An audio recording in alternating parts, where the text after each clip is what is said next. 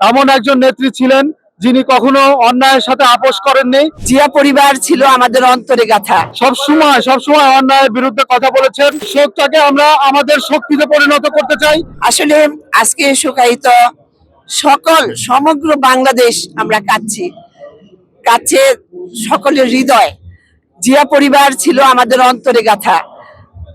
তো আজকে আমাদের বারবার নির্বাচিত 3বারের প্রধানমন্ত্রী বেগম খালেদা জিয়া আমাদের মাঝে নেই। আল্লাহর কাছে দোয়া করি আল্লাহ যেন জান্নাতের শ্রেষ্ঠ জায়গাটি আমাদের নেত্রীকে দান করেন। সেই সাথে প্রেসিডেন্ট জিয়াউর রহমান আছেন, তাকেও যেন দান করেন। ছেলে কুকু আছেন, তাকেও যেন আল্লাহ জান্নাতুল ফেরদৌস দান করেন।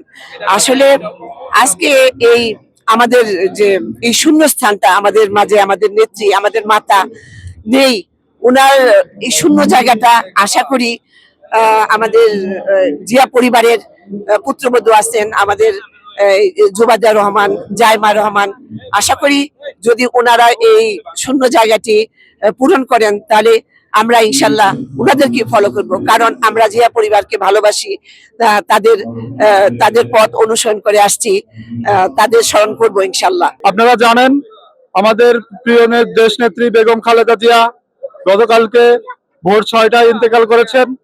তার জানাজার নামাজ উপলক্ষে কোটি কোটি মানুষের একটা ভিড় এখানে জামায়াত হয়েছে। মানুষ এখানে এসেছে তাকে এক নজর দেখার জন্য।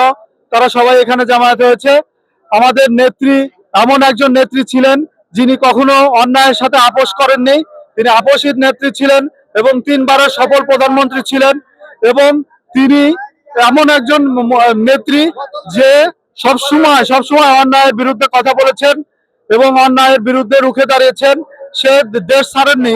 সে কিন্তু একটা কথা বলেছে যে আমার বাংলাদেশই কিন্তু আমার দেশ, বাংলাদেশ এদেশের মাটি, আমার মাটি, এদেশ আমার দেশ, এদেশ থেকে আমি কোথায় যাব, আমার দ্বিতীয় কোথাও যাওয়ার জায়গা নেই। 2007 সালের পর যখন নেত্রীকে যাওয়ার জন্য বিভিন্নভাবে চাপ সৃষ্টি করেছে, আপনারা জানেন স্বৈরাচার সরকার বিভিন্নভাবে চাপ সৃষ্টি করেছে তাকে সহ, তার ছেলে সহ দেশ ছেড়ে চলে যাওয়ার জন্য।